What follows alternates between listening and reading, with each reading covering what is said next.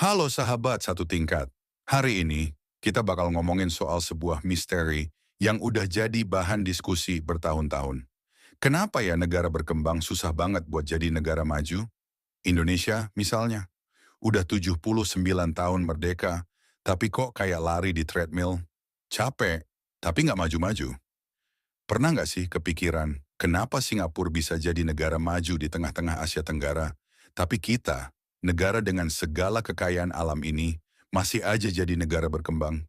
Kok bisa ya?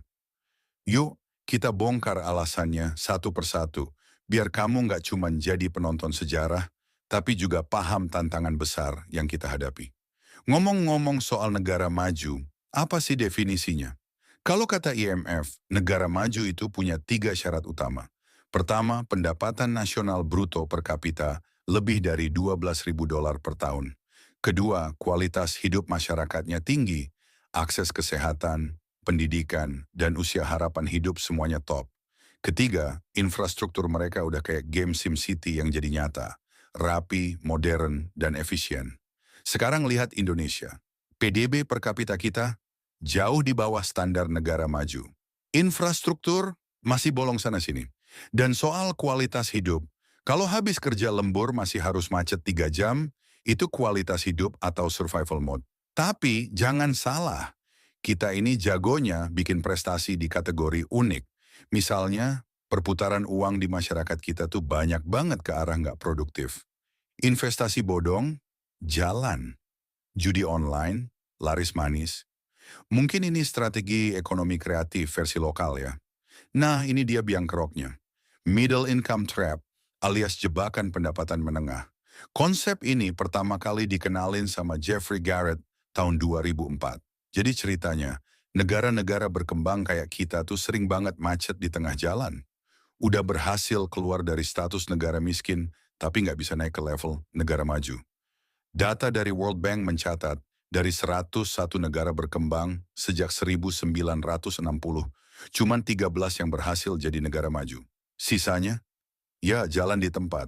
Dan Indonesia sayangnya masuk di kategori mayoritas ini. Korea Selatan berhasil, Jepang juga berhasil. Mereka keluar dari jebakan ini dengan strategi inovasi teknologi dan pemerataan pembangunan.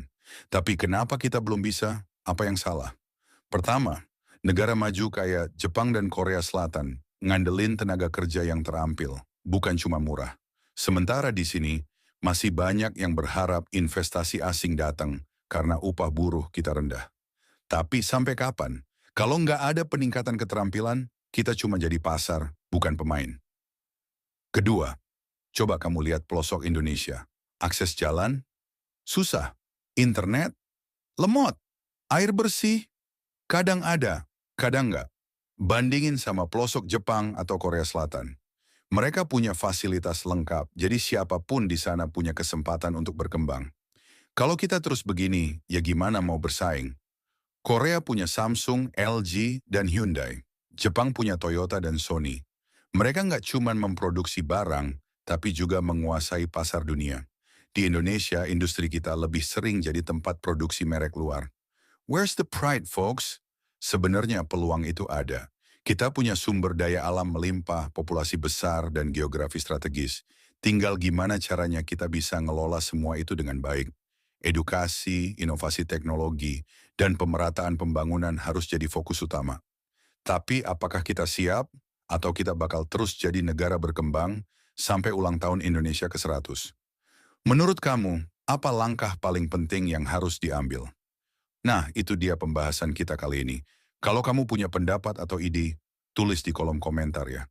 Jangan lupa like, subscribe, dan share video ini ke teman-teman kamu, biar makin banyak yang sadar sama pentingnya isu ini. Sampai ketemu lagi di video berikutnya. Ingat, ngomongin doang nggak bakal selesai kalau kita nggak mulai bertindak. Cheers!